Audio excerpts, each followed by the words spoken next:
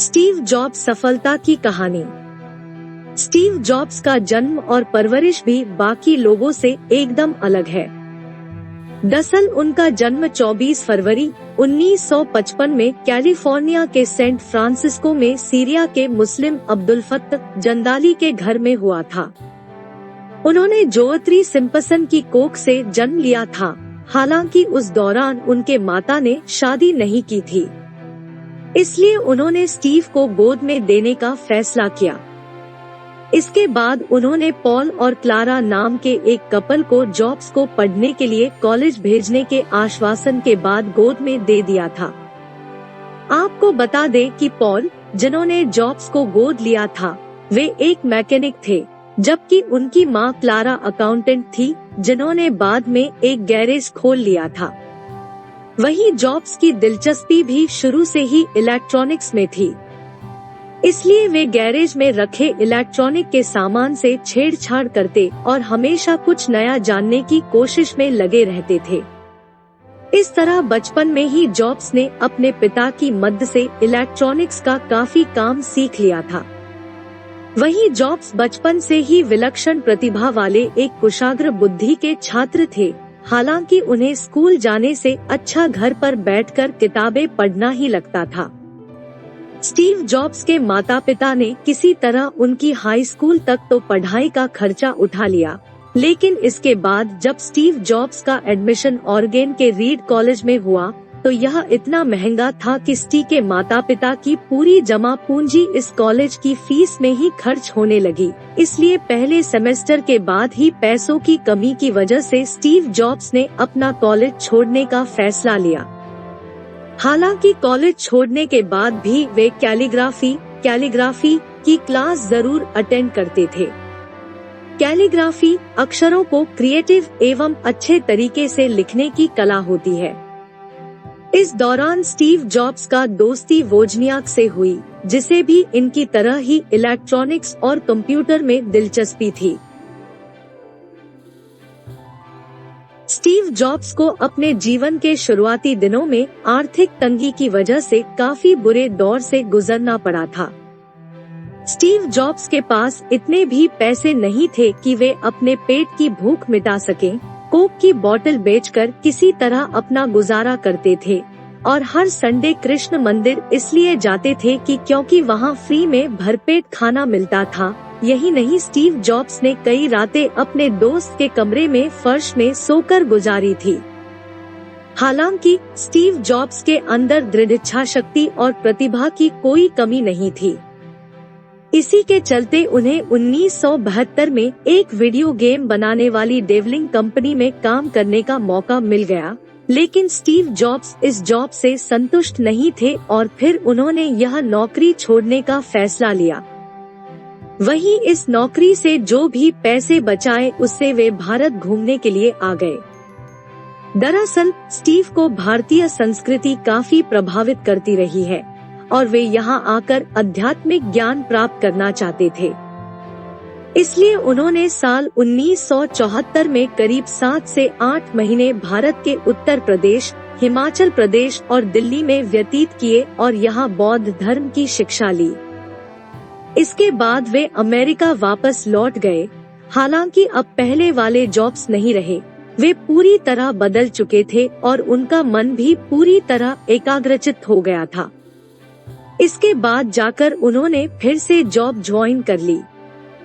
Steve jobs के सबसे अच्छे दोस्त वोजनियाक ने एक बार अपने पर्सनल कंप्यूटर का निर्माण किया, जिसे देख वे बेहद खुश हुए और इसी के बाद जॉब्स को कंप्यूटर बनाने के बिजनेस करने का आइडिया आया।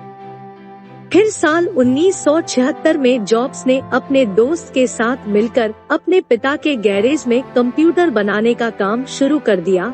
गैरेज से शुरू हुई कंपनी का नाम एप्पल रखा। इसके बाद इस कंपनी ने एक के बाद एक नए आविष्कार किए और सफलता के नए आयामों को छुआ। साल 1980 में जॉब्स की एप्पल कंपनी एक प्रतिष्ठित एवं विश्व की जानी-मानी कंपनी बन गई थी। स्टीव जॉब्स के जीवन में एक दौर वो भी आया जब उनकी ही कंपनी ने उन्हें रिजाइन करने के लिए मजबूर किया था। दरअसल लगातार कामयाबी हासिल कर रही एप्पल को उस समय ब्रेक लगा जब उनसे एप्पल 3 और फिर लिसा कंप्यूटर, जिसका नाम स्टीव की बेटी के नाम पर रखा गया था, लॉन्च किए। ये दोनों ही प्रोडक्ट बुरी तरह फ्लॉप रहे।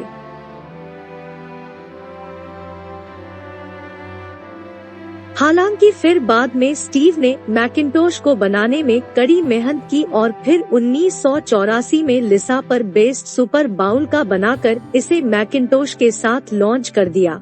इसके बाद उन्हें फिर से कामयाबी हासिल हुई। वहीं इसके बाद एप्पल और IBM साथ मिलकर कंप्यूटर बनाने लगे। अच्छी क्वालिटी के चलते मार्केट में इसकी इतनी डिमांड बढ़ गई कि कंपनी पर ज्यादा से ज्यादा सिस्टम बनाने का प्रेशर पड़ने लगा। हालांकि स्टीव जॉब्स ने अपनी कंपनी की कॉन्सेप्ट कभी नहीं छिपाया और इसका खामियाजा भी भुगतना पड़ा, क्योंकि कई दूसरी कंपनियों इनके कॉन्सेप्ट को अपनाकर कंप्यूटर बनाकर ग्राहकों को सस्ते दामों पर बेचने लगी, जिसकी वजह से एप्पल को काफी लॉस होने लग और इसके स्टीव जॉब्स को जिम्मेदार मानते हुए उनकी ही कंपनी ने उन पर कंपनी छोड़ देने का प्रेशर बनाया। इसके बाद स्टीव जॉब्स ने 17 सितंबर 1985 को एप्पल से इस्तीफा दे दिया। हालांकि उनके साथ उनके 5 और करीबी सहकर्मियों ने एप्पल से इस्तीफा दे दिया। वो कहते हैं कि संघर्ष और असफलता ही इंसान के लिए सफलता की राहें खोलता है। यही हुआ स्टीव जॉब्स के साथ। खुद की कंपनी से बाहर निकाले जाने के बाद वे हताश नहीं हुए, बल्कि उन्होंने इस मौके का फायदा उठाते हुए नेक्सट कंप्यूटर के रूप में नई शुरुआत की। इस दौरान उनकी किस्मत ने भी साथ दिया और उनकी इस कंपनी के लिए एक बड़े बिजनेसमैन पेरोट ने इन्वेस्ट किया। इसके बाद 12 अक्टूबर 1988 को एक इवेंट में नेक्सट कंप्यूटर को लॉन्च किया। हालांकि नेक्स्ट भी एप्पल की तरह काफी एडवांस था, इसलिए यह महंगा भी बहुत था, जिसके चलते नेक्स्ट को काफी नुकसान पड़ा। इसके बाद स्टीव जॉब्स को यह एहसास हो गया और उन्होंने नेक्स्ट कंप्यूटर कंपनी को एक सॉफ्टवेयर कंपनी बना दिया। इसमें भी उन्होंने काफी सफलता हासिल की। साल 1986 में स्टीव जॉब्स ने एक ग्राफिक्स कंपनी पिक्सर मूवी खरीदी और डिज्नी के साथ पार्टनरशिप कर ली। इसके बाद स्टीव सफलता की सीढ़ी चढ़ते गए और कभी अपनी जिंदगी में पीछे मुड़कर नहीं देखा।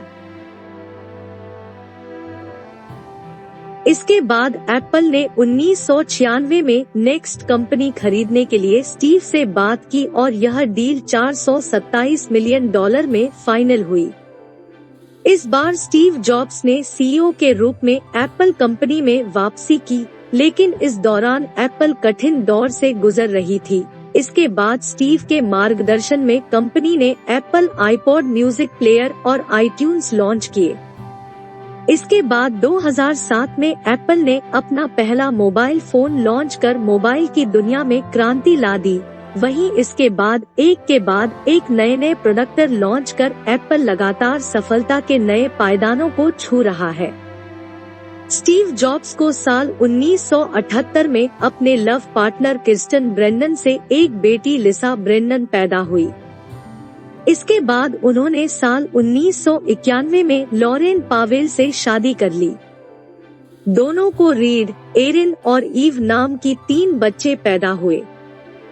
एप्पल कंपनी के संस्थापक स्टीव जॉब्स को उनके जीवन में तमाम पुरस्कारों से नवाजा जा चुका है, जिनमें से कुछ इस प्रकार है।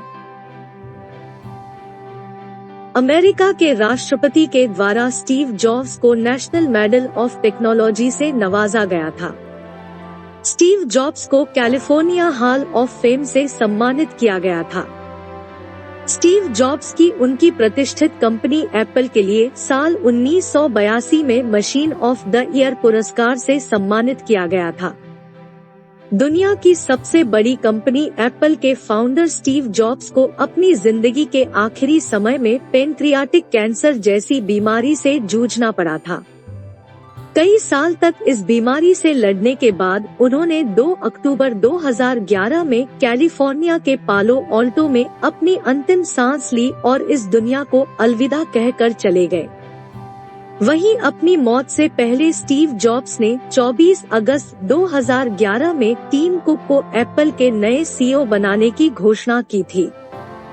वहीं आज स्टीव जॉब्स हमारे बीच जरूर नहीं है, लेकिन एप्पल जैसी प्रतिष्ठित कंपनी की नींव रखने के लिए उनको हमेशा याद किया जाएगा।